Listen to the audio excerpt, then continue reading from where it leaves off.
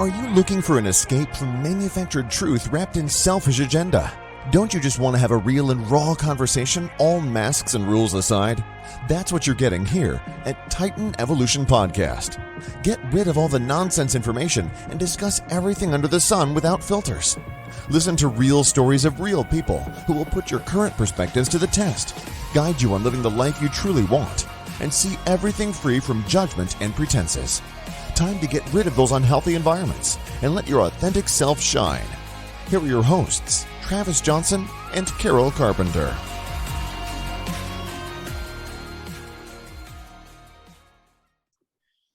Hey, welcome back to the show. I'm here today with my lovely co-host, Carol, and our featured guest, Mario Lanzarotti. Mario is a mindset coach, TEDx speaker, conscious leader, focused on helping solopreneurs confidently reach the next level of their life by empowering them to break free from the self-doubt that is holding them back. Mario, how are you today?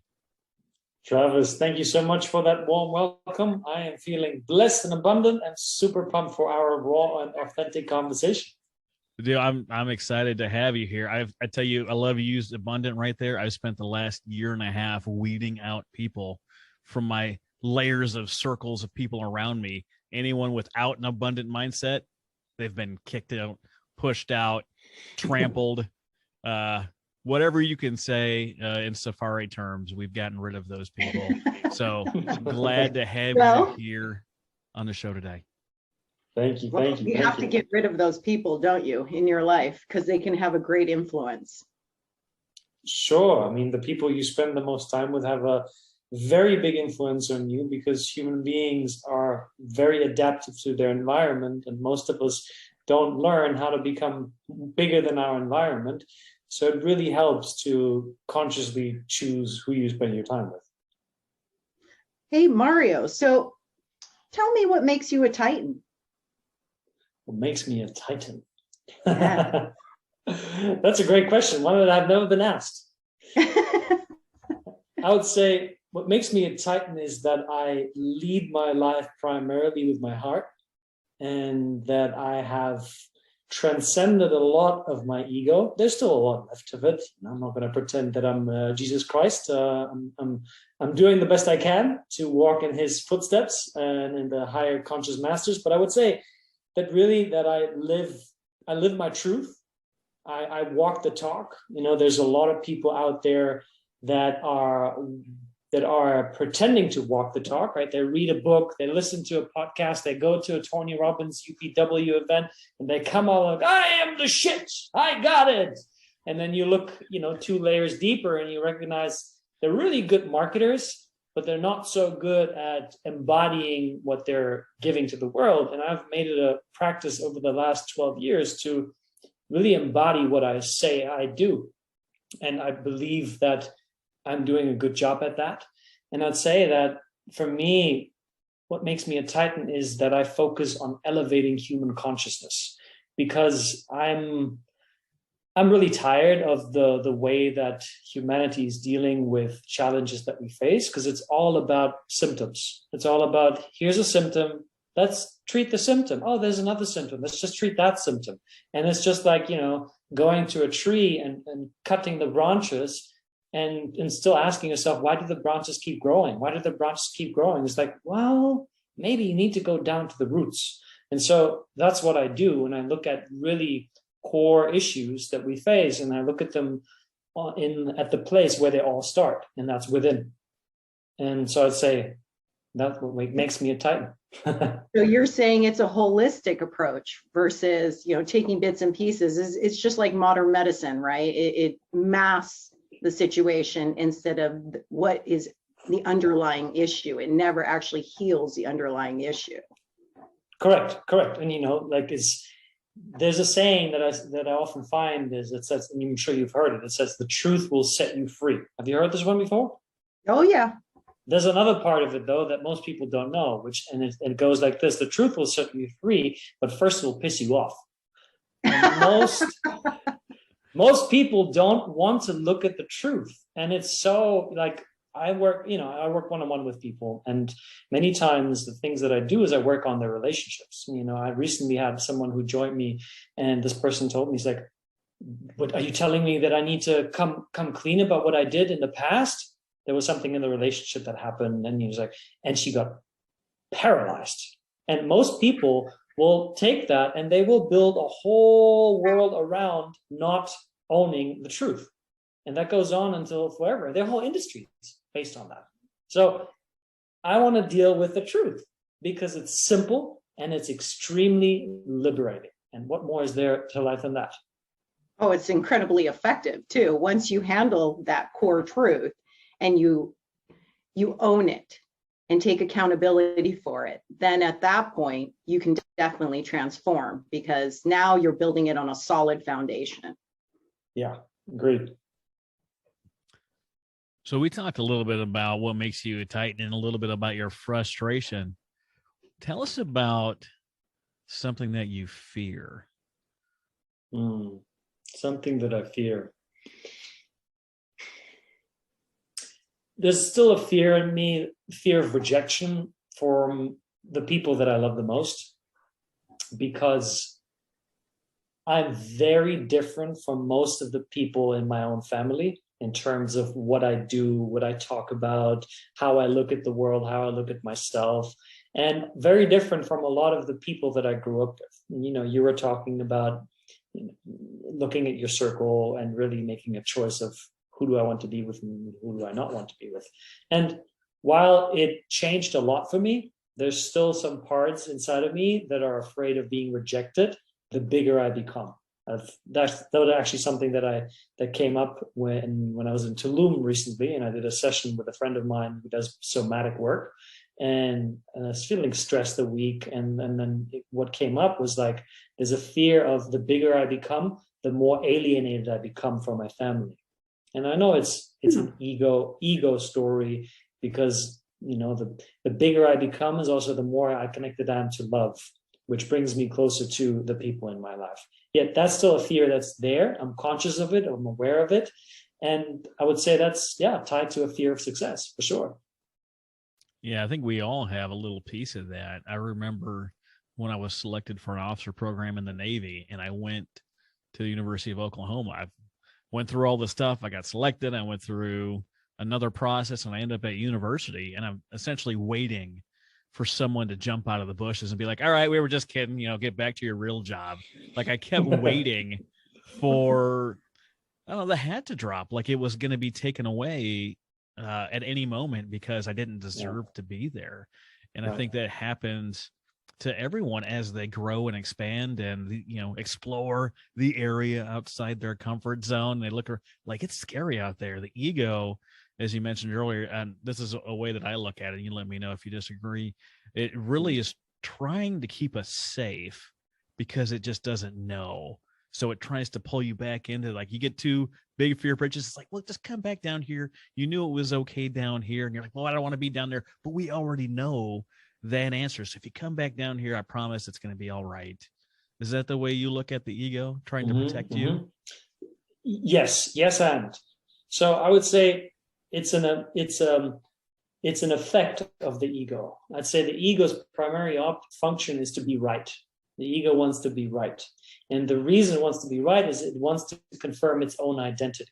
So who you currently believe you are, that is your part of your ego.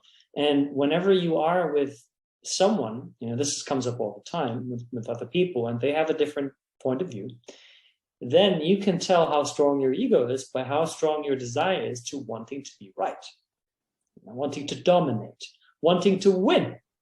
The desire to win is a straight ego expression. Because if you go to higher consciousness, there's no desire to win, because why would you want to win? Because you already have it all. It's like, I don't care. I'm happy for you to take it all because I have it all. Take it, And so there's no fighting. There's no resistance. And that already, that's what I meant earlier by addressing the course. That, if you really get that, you don't need any therapy in your life. You don't need any diets, any detoxes. You don't need anything, because you're full. What else is there if you're full? Very true. And so many people are always searching to fill that void. And not with the right things. Yep. Yeah, if I look at the news out there today, whatever news you happen to watch, if it's local or otherwise, you see a lot of people getting their egos hurt and them fighting to be right. It's, who we are is so much different than the opinions that we have. But a lot of people, especially with the social media and the ease of getting their opinion out there, more people have these opinions, and then they take an opinion about a topic, whatever it is, and then they weave it into their identity. So then their ego can help them defend the identity that they've decided on. And it's so interesting to talk to people that are that way. And I'm sure I've responded poorly in the past. Anyone listening to this, like, Travis, like, have you seen a mirror lately? Like, I'm sure I have, right? I'm sure I have. But I love having those discussions because I want to know how people came to that conclusion. But it's different to come to a conclusion than it is to onboard that as part of your identity and then walking around just essentially waiting for someone to poke your identity so you can get mad. Have you guys seen this in the news and social media and everywhere else? Oh man, I mean, all the time. The thing is with with emotions are chemicals, and they function very much on the addictive spectrum, all of the emotions. So we tend to develop an addiction towards certain emotions, and especially the negative ones, which is also why people don't change, because they don't want to change. They're addicted to the emotions they get out of whatever they are infused with. And so they're like, yeah, this relationship isn't working for me. I fucking hate my job. My boss is driving me nuts. All these employees I have to manage. I hate it. I wish I could change. I wish I could change. It's like, if you've been consistently working towards actually making a change and it's still not happening, you do not want to change. Why? Because your negative emotions give you a sense of certainty. I am this angry person. And you're just looking for more opportunities to confirm that identity, aka to be angry. So it's just a circle that keeps on perpetuating, which is why you then pick ways to further confirm your identity. You watch the news. Oh, did you see the economy? It's your identity. I'm an angry white man, and that's who I am. Okay, yeah, And then you pick the woman who's going to make you angry, because that's part of who you are. You're going to pick the food that's going to make you angry. You're going to pick anything that will mirror that back to you. And then you will point the finger at all these things that say they make me angry. Is that no one can make you angry. That anger was there before. Dr. Wayne Dyer once said something. If you squeeze an orange juice, what comes out? Orange juice. Right. Every time. Right, exactly. But if I squeeze you, maybe not you specifically, what do I get out? I kind of want you to squeeze me. Is that weird?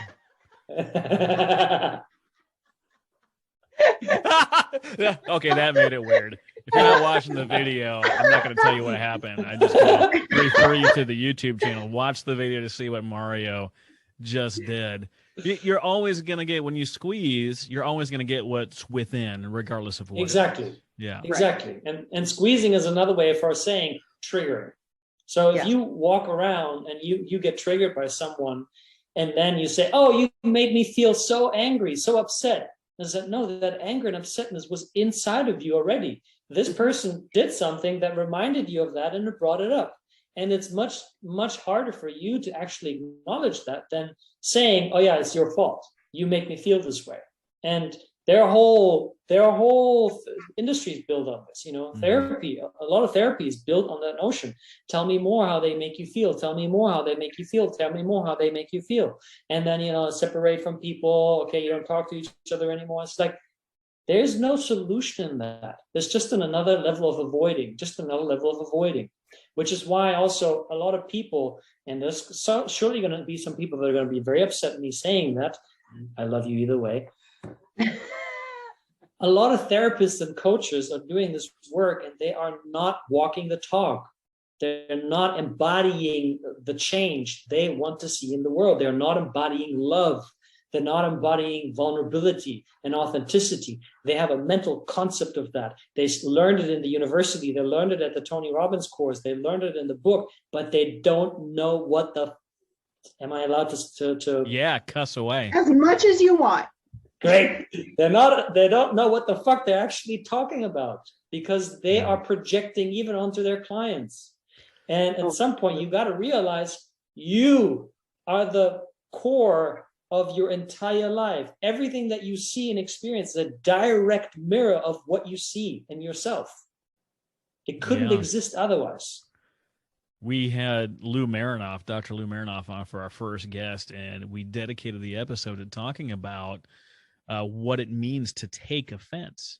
And we talked about setting up an experiment and checking the levels of offense that flow out of my mouth and hit you. And when it builds up to a certain level, then you're offended, which of course isn't real. But he posited the question that, someone has to take offense. I don't give offense. They have to take it. They have to make the choice to take offense. Right.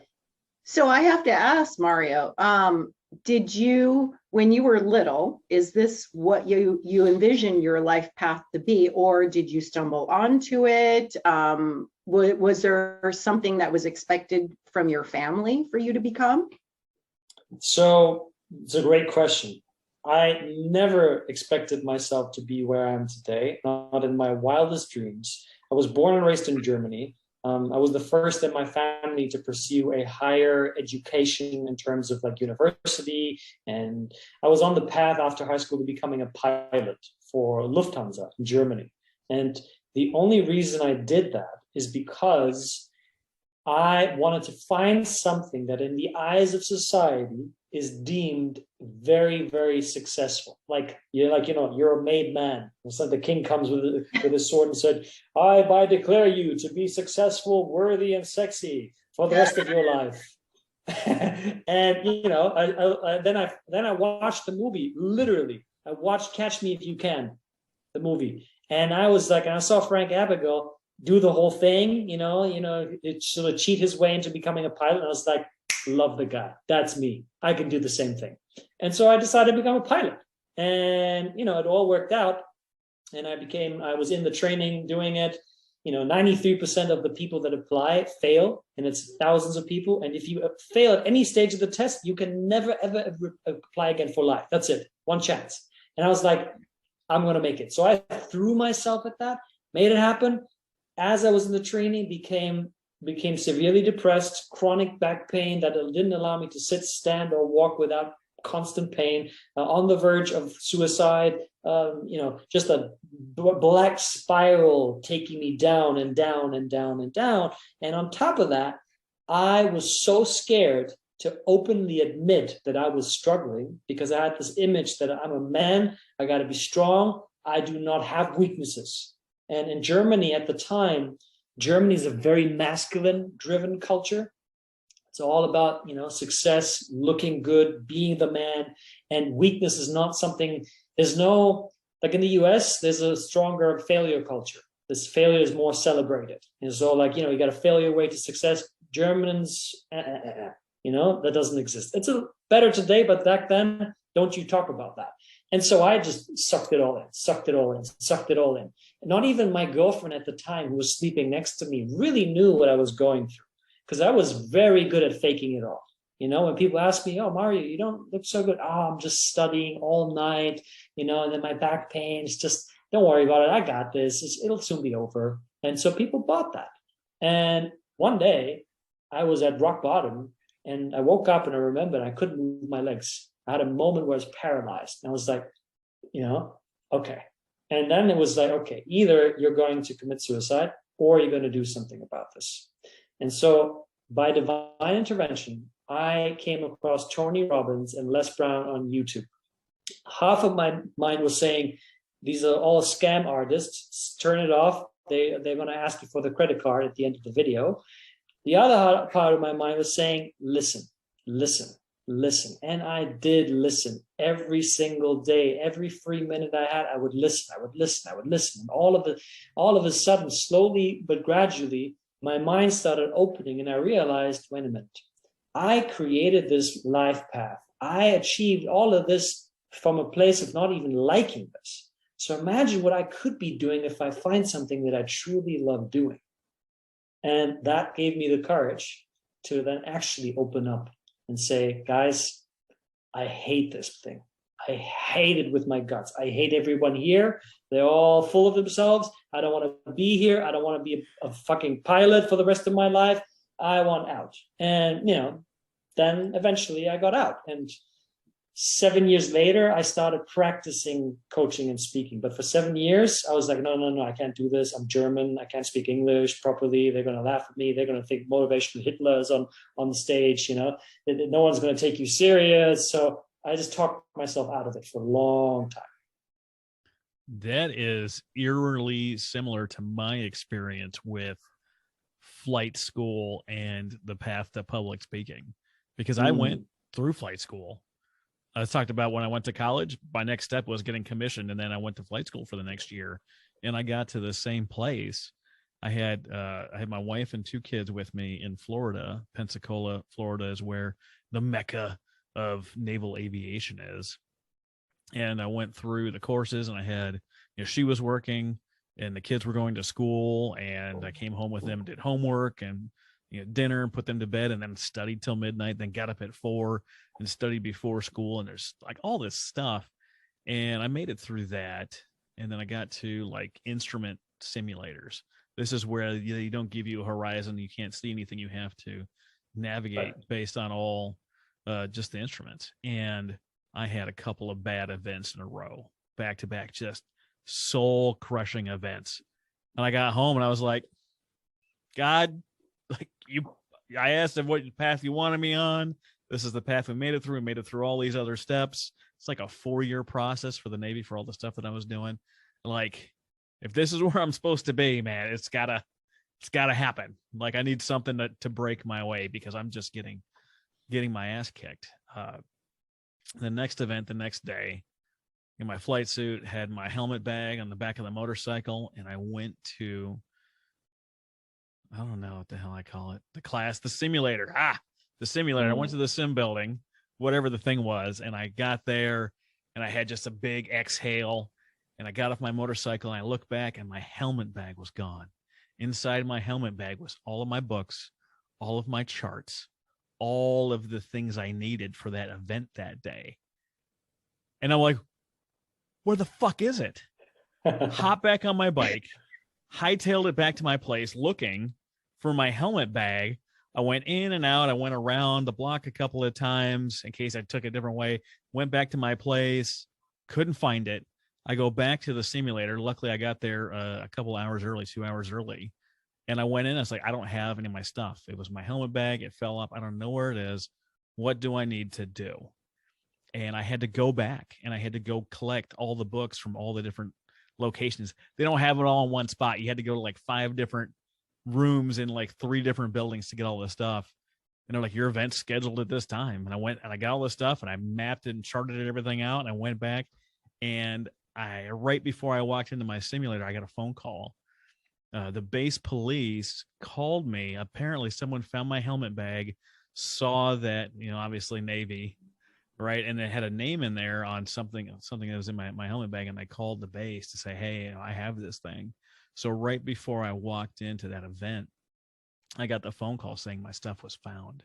And I went in and I crushed the event. I had done all the work twice, right? All the leading up to work twice. And I got the feeling of just peace that washed over me. It says, look, no matter what it is, whatever path I'm going to have you on, I'm going to have your back, regardless of how bleak it looks, regardless of whatever disaster is coming your way. Like, I've got you. And then it was smooth sailing from that point. But I got to the same place you did. I had the back pain. I went and did a sleep study. I was like, I can't get any sleep. Well, of course not. I get like 4 hours or less every single night. You can only do that for so long, but it's tough. Flight school is tough. People don't realize the attrition rate is that high. Naval aviation is not much different than it is in Germany. True. But you're not 100% German, are you? I'm half German, half Italian. Oh, so when you talk about being successful, worthy, and sexy, which is the Italian part? Sexy. Germans care a lot less about that part. I think Italians care a lot more about it. Ah. Hence why the whole fashion industry all comes from Italy. Right. Oh, But yes. you don't just live in Germany, like you split your time with a couple locations, don't you? Yes, so for the past 3 years, I've been living the digital nomad lifestyle. Cape Town, New York, Tulum, Portugal, Germany, spending months here and there. Now in September, I'll be going back to South Africa, to Cape Town, and set base camp up there. As a secondary home, Mario? Primary base. Oh, primary base. Yeah. And how did you end up in Cape Town?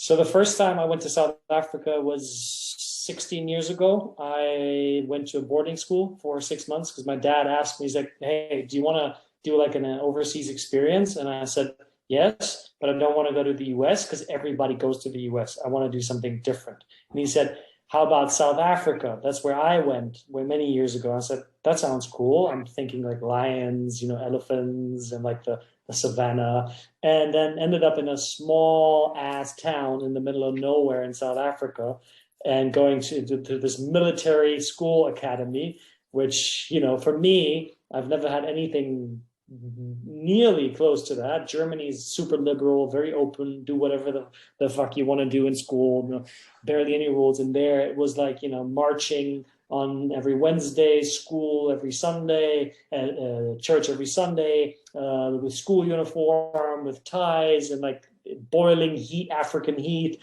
and many, many, many other things. But I fell in love with the country and the culture and the people. And I said to myself, one day I'm going to make it happen. One day I'm going to be living in Cape Town. And now the day's here. So I'm grateful for that.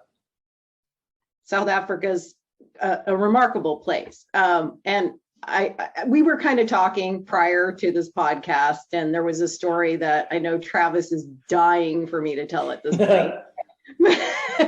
But before I became pregnant, one of the things I really wanted to do was to go to South Africa and go on safari. And my ex-husband at the time was working sales there. So we went, and I, of course, followed along, and we got to stay at a private game park on Kruger National Park called Sabi Sabi. It was one of the most incredible experiences I ever had. But with that came with, sun-uppers and sundowners. Sun-uppers, we would get up really early in the morning and go see the animals that were around early in the morning versus the animals at night. But at night, it was really incredible because they would ask you for your drink order prior to going out on safari. Mm-hmm. And you would literally halfway, during the safari, they'd set up the Jeep, open up the back end, and then put out drinks for everybody. And we would just sit there and enjoy, the scenery and have a drink. It was a bizarre, but really extravagant kind of experience, right? And of course, as you do when you drink, you have to relieve yourself. You're just renting it, to be honest. What? You're just renting it. Yeah. So I kind of, being the only female there, scurry off as far as I could possibly go, without feeling like I was in danger. And I'm sitting there peeing, and next thing you know, the guys are, taking the spotlight up. And I thought they actually were shining the spotlight on me, and they weren't. They were actually shining it just above me. And they were shouting, "Look up." And I'm sitting there going, yeah, that's not funny, guys. Like, this is horrible, right? Some people's kids. Full on like violation. Anyways, I look up and I'm literally peeing at the feet of a giraffe. And I'm like, at that point, horrified, because I'm thinking I'm going to get trampled while I'm peeing, and this is how my life is going to end. Right? It would be an epic goodbye story, though. But it was an unbelievable experience. Beautiful, beautiful country, and the people are so warm and inviting. So I can see why you love it there. What does that headline look like if you would have got killed by a giraffe? Like, what Good does that Lord, say? Travis, only you would think of that. Well, so when you're a naval officer, one of the things that they talk about and they train you about is, before you do anything stupid, right? You take your official military photo. If you've ever seen any of these published, like on Yahoo or whatever, it's always a very serious face, right? It's always a very And they tell you to do that because if something happens and you end up in the news, they're going to use your official photo. And if your official photo is this, right, it's not going to go well for you. So then, when you go out in town and you go into different countries and you're going to go explore, have a good time, or go drinking or whatever, just remember before you do something stupid, what is the headline going to say when it happens? Is it going to be, American naval officer, gets trampled by giraffe in, freak peeing incident. Like, what is the headline going to be? So you're prepped when you go out and you're going to go do something crazy. And you're like, yeah, I'm totally going to get away with this in another country. They're like, that little thing just pops in your head. What is the headline going to say if this doesn't go well? And that's just something you imprint on your head. So before I went, all the different countries I ended up visiting, drinking in Dubai, and they're like, we want to go do this. And the first thing that popped in my head, it was this terrible headline. I was like, yeah, I don't think that's a good idea. I'm not going to have my official Navy photo like under whatever headline that they were going to do. That's just something like we're ingrained with to think about.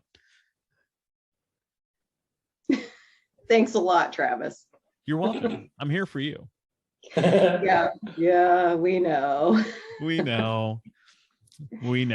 So Mario, I wanted to ask you, we've talked about your frustrations, we've talked about your fears. Let's talk about some of your better stuff. What are your wants? What is something that you want to do, accomplish, be, become, buy? What do you want? What do I want? I want nothing, and yet I choose it all. That's my answer to that. So headline, non-answer given by Mario.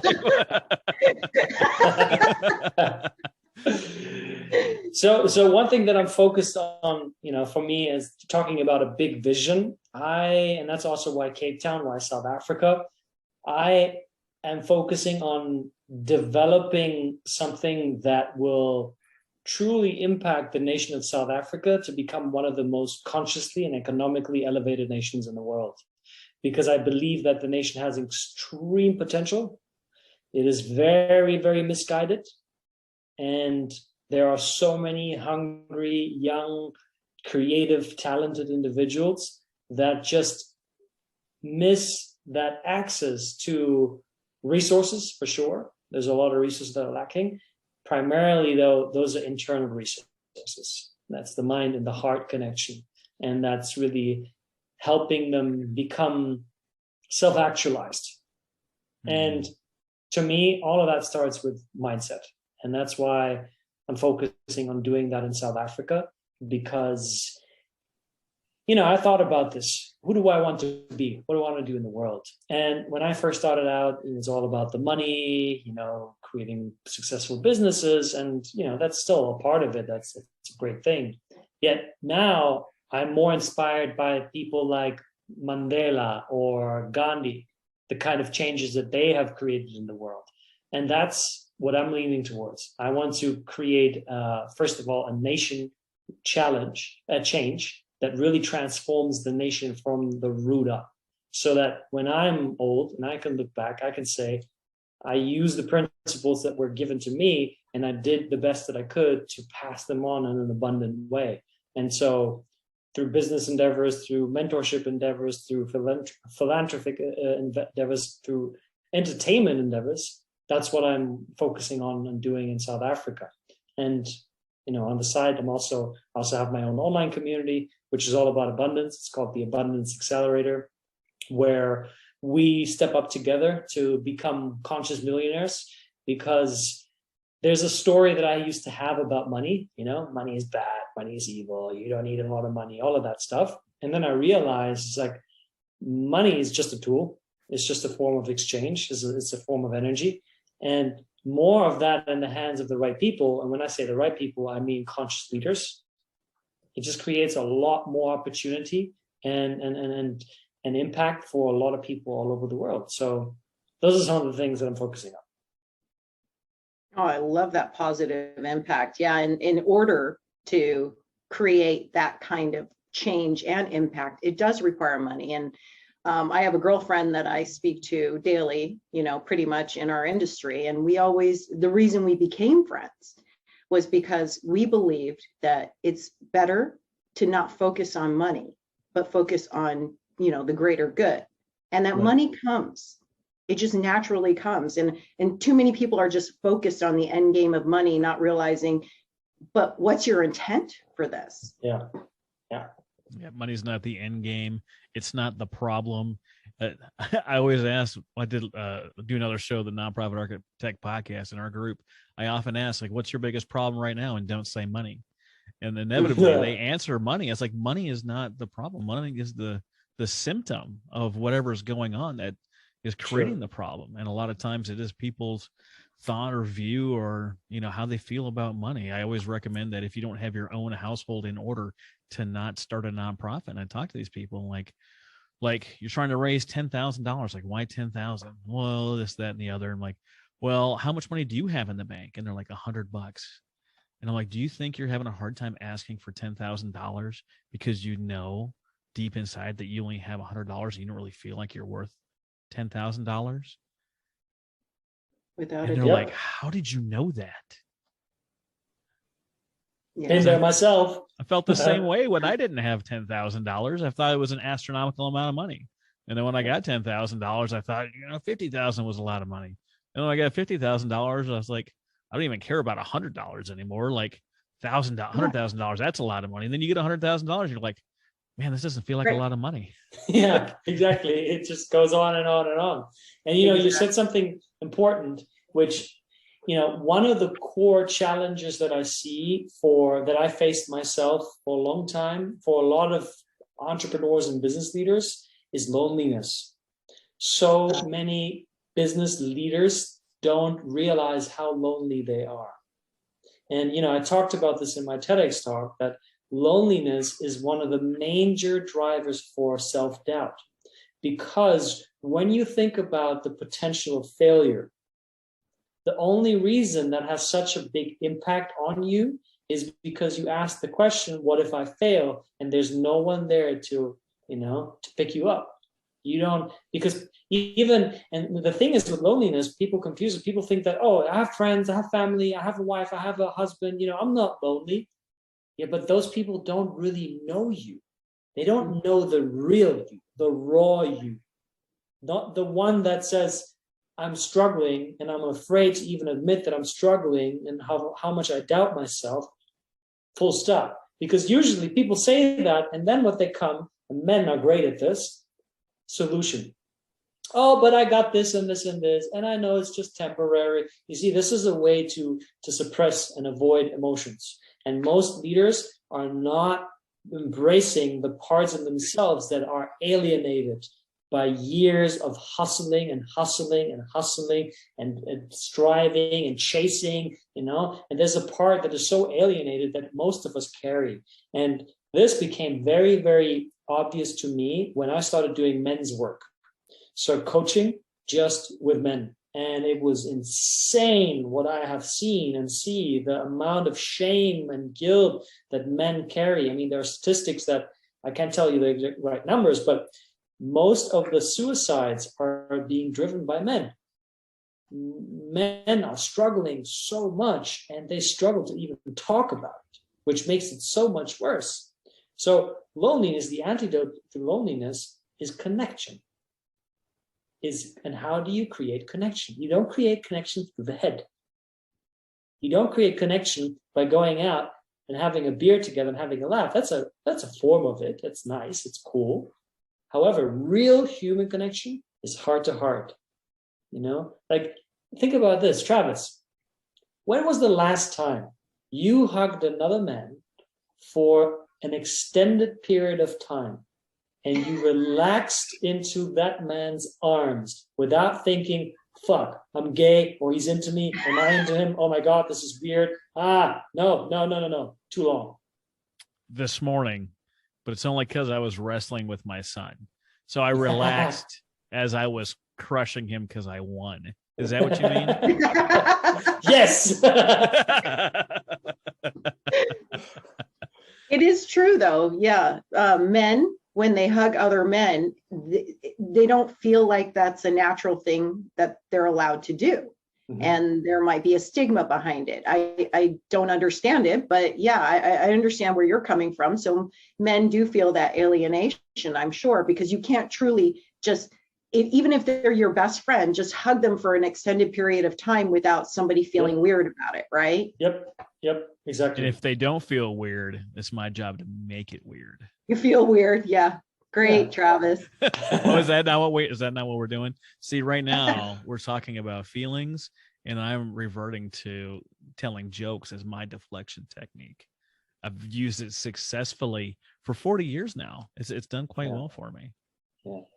Yeah. And it's a big thing for you to address that openly. So I acknowledge that, and I think it's huge. And I remember the last time with a dear friend of mine, he's a men's coach. He only does that work. And I gave him a hug. And then he told me, he's like, hey, bro, it's like, relax. It's like, you're so tense, and I'm like, yeah, you're right. And I had to ask myself, why am I tense? And I was like, okay, I'm afraid of being viewed as in a certain way. What if someone thinks that this is gay? And I was like, wait, oh no. And all these things are coming up. I'm like, oh wow, okay.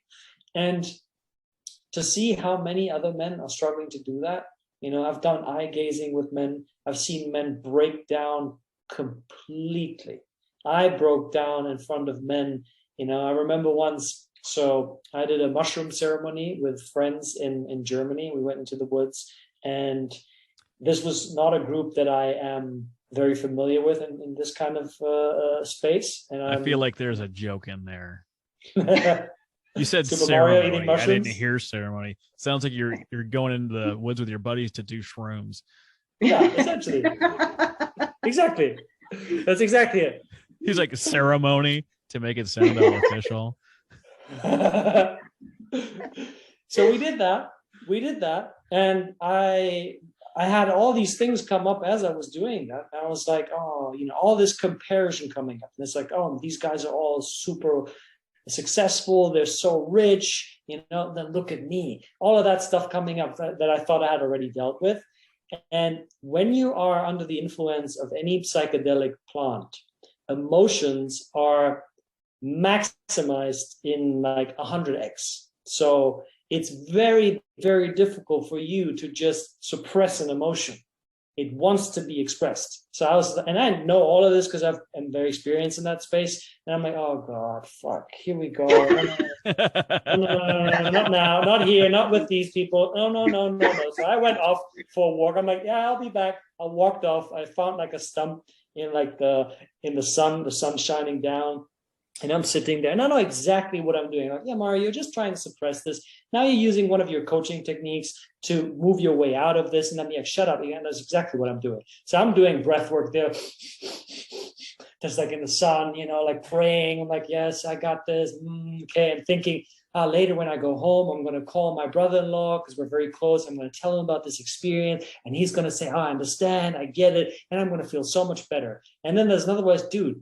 All you need to do is just turn around, go to the guys, and just talk about what you're feeling. I'm no, I cannot do that. So for another half an hour, I went like, just trying to get rid of this stuff. And I was like, that's that German side of you coming out. Oh, big time. It's like, I am in control here. I am in charge. Yeah. And I turned around and eventually said, okay. And then I went there and I said, and this is like, it was so out of character for me. That's how insecure I became. I said to my one friend, I was like, dude, I kind of think I need to cry, but I don't know. I feel very strange about it. He's like, why? It's like, if you need to cry, then cry. And I'm like, it's like, and then he asked me something which hit me. He said, do you feel you need to prove something here with us? Like you're this super shaman who knows it all, the master. Do you think you need to be this person right now? And I'm like, and the tears were just swelling. And then I completely, tears were coming. And then the most beautiful thing happened that I could not imagine. And this is the reason why I share this, because this is for everyone. We all came together and the whole experience happened. Everyone is, good buddies, hey, yeah, we're having fun, but not intimate, real connection. And then I opened up and I started crying. And I opened up and I talked about it. And I held my, I was holding my heart like this and I was talking.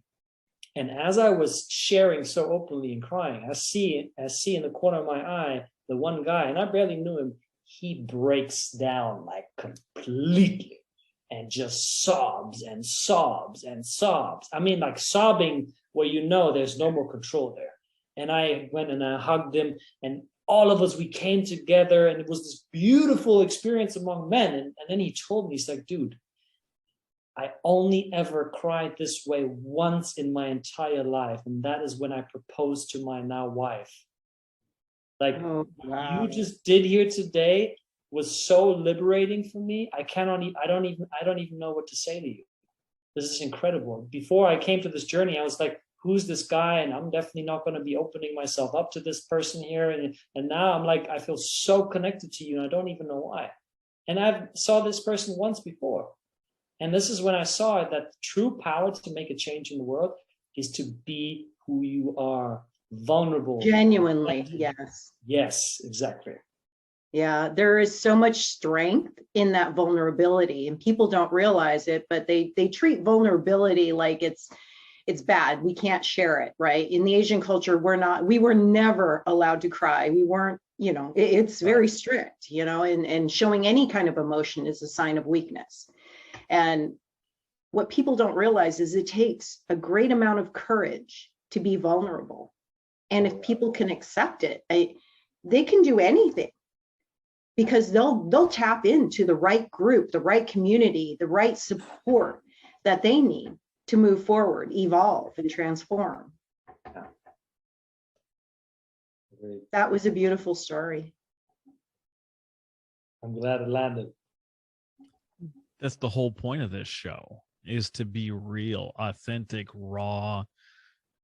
Do what the real thing is. The thing that frustrates me the most when I walk around and I interact with people is almost every interaction is just complete bullshit.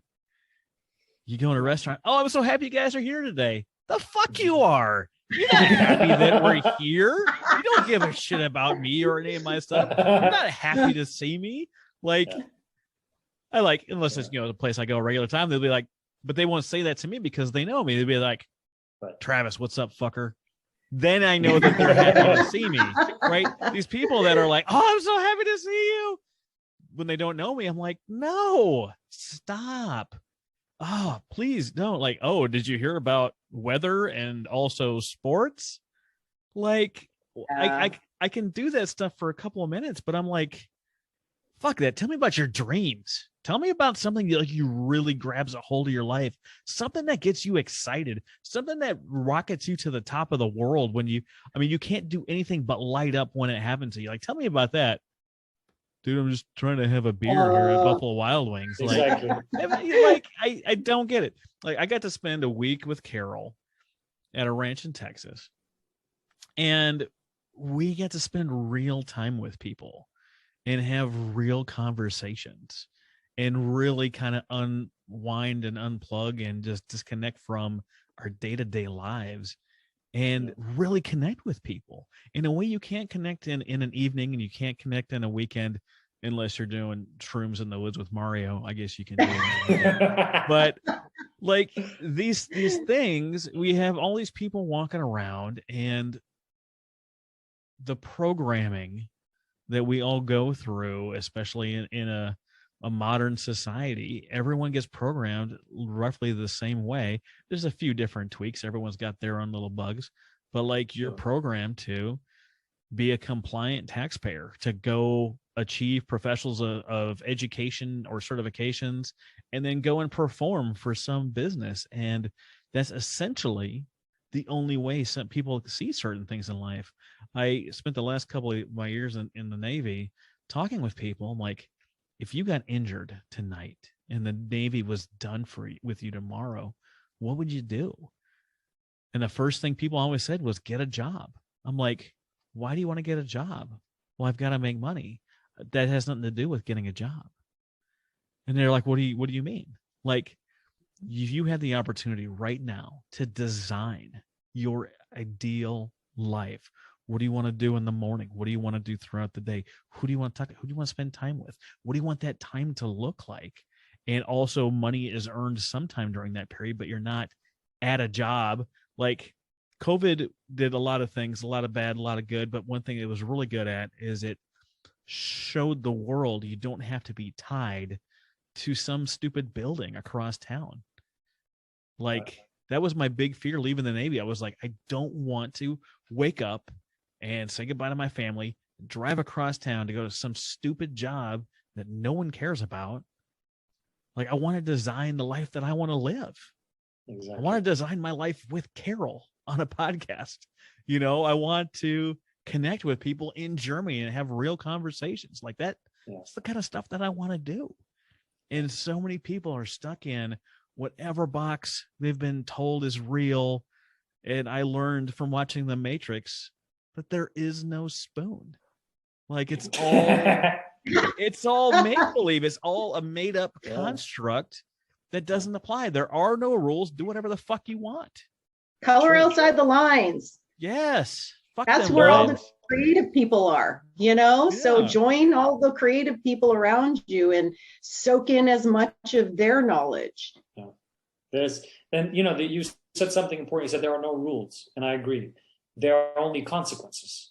So if you are willing, not able, because you are able, if you're willing to bear any consequence there is, then you can do whatever the flying fart you want to do in this life. You can be married to 5 men or 5 women. You can, rob a bank if that's your thing. I'm not going to advertise for that, but if you want to, you can do that. There's a good chance you might end up in prison. If you're willing to bear that consequence, you go. If you advertise for it, then it's premeditated. You don't want to do that. Well, at the end of the day, it comes down to choices. It does, always. We live, and here's the thing. Most people live in a state that we know as learned helplessness. I'm just, if I didn't have this doubt, if I didn't have these fears, if I didn't have the debt, all of that, then I would. It's like, no, you are choosing to feel the way you feel.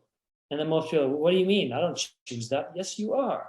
Because you are the one who's choosing to accept the meaning that you give to whatever you are experiencing. And that over time creates your emotional reality. You can look at the weather, at the rain, and say, "Oh, thank you, for watering and nurturing Mother Earth." Or you can say, "Fucking rain! I hate the fucking rain. Why does it have to be raining all the time?" These are 2 different realities, and they're both completely real to whoever makes the choice. Right. So you got to become aware. What are the choices that I make that create the reality that I experience? And then you say, okay, let me be aware of that. Now let me make a different choice. And that takes practice. That takes consistency. And it might take you a week, a month, a year, 10 years. I don't know. It's different for everyone. But I can guarantee you it works. So when you work with people one-on-one, do you work with them on a personal level, on a professional level, or do you do both? Because I find that really they're intertwined. Yeah. So I 95% of my clients are business owners or entrepreneurs, solopreneurs, and they come to me because they feel they are sort of not fully tapped into their potential. They might be making 5K or 10K, but they want to double that or triple that. And they're like, I know how to do it. I got the strategy, but I can't get myself to execute. Or I am burned out. I want to grow more. I want to do more, but I'm maxed out with my hours and I just don't know, how to go ahead. So we work on these things as outcomes. That's what they want. But where the work is usually, is inside. So it's like, okay, what's your relationship with your partner like? What does that have to do with my business? Oh, everything. Everything, and you see people. One example is a lot of entrepreneurs cannot draw boundaries, right? The law of the architect. You got to free your role up to do what you're meant to be doing in the business. As the founder, as the entrepreneur, you're supposed to be the visionary. You're supposed to be training people to take over the roles. But what do most of us do as solopreneurs? We do everything.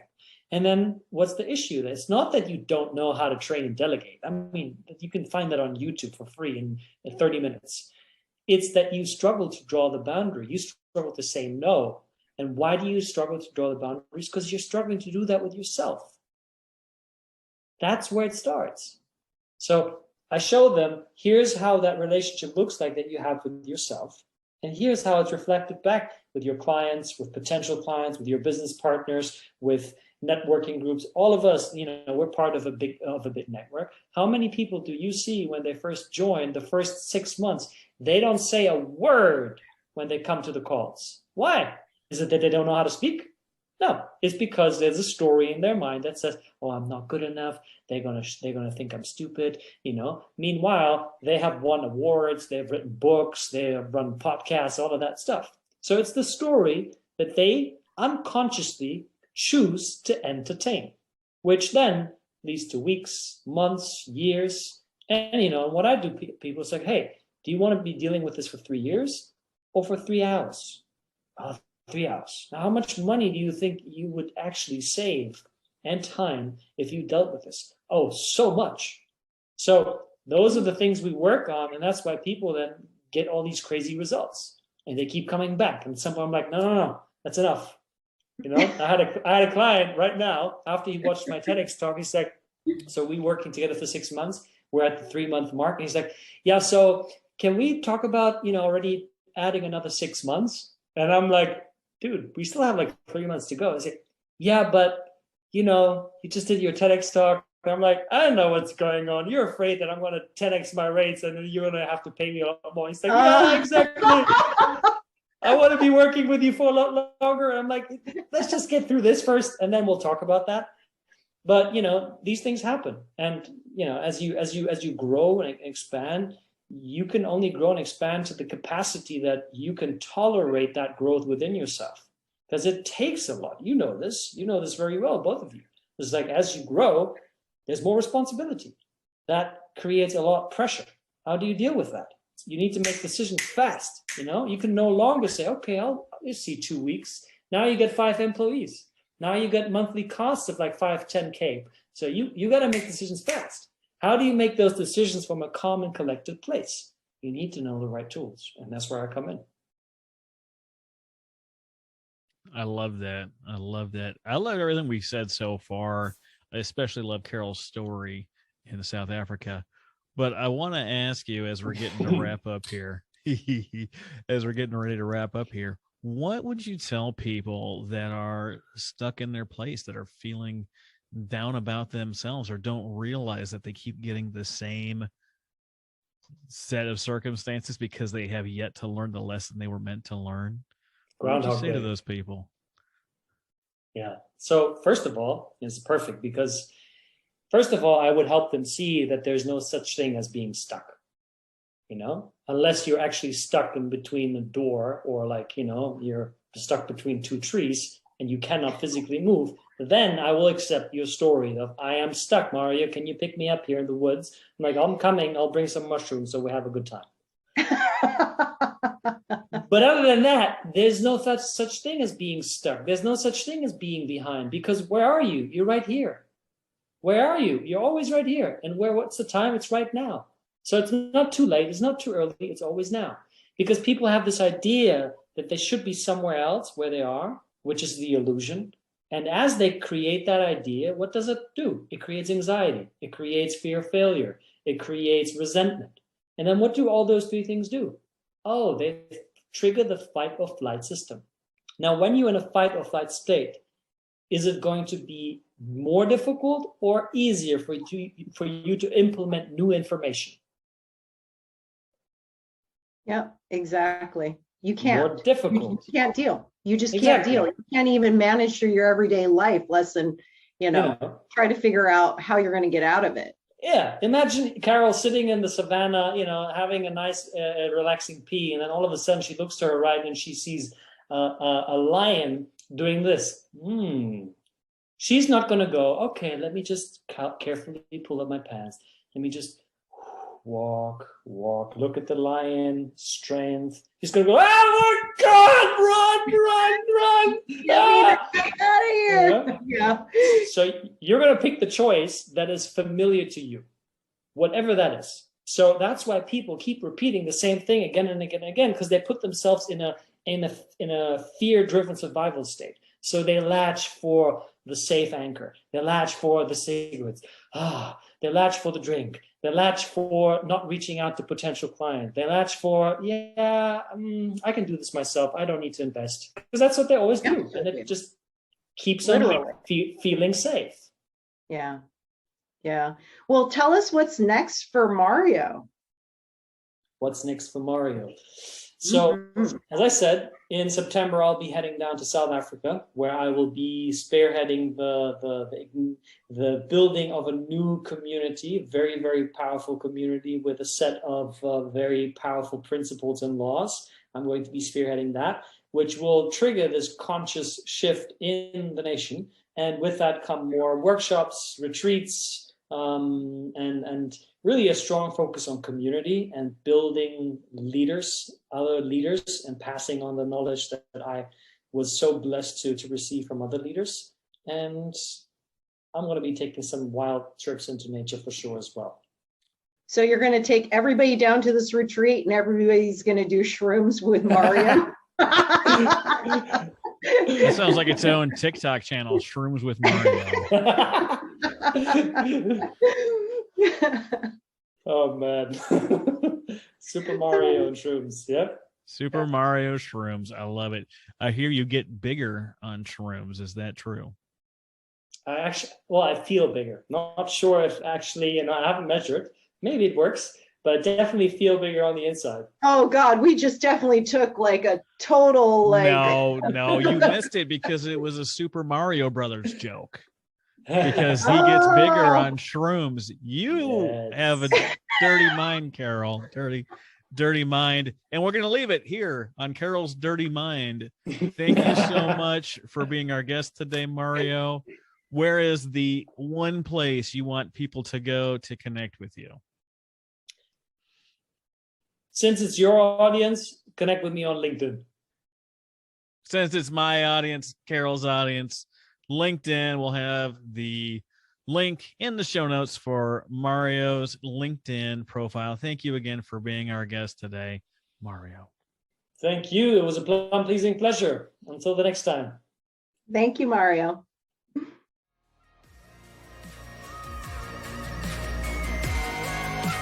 That's all for this episode of Titan Evolution Podcast. We hope this no-holds-barred conversation opened your eyes on what it takes to live a genuinely happy life according to your own terms. Now that you've treated yourself to such a refreshing discussion, you cannot listen to nonsense content anymore. Be sure not to miss an episode by subscribing to the show at TitanEvolutionPodcast.com. Don't forget to share the word so more people can be enlightened, informed, and entertained. Thank you for listening.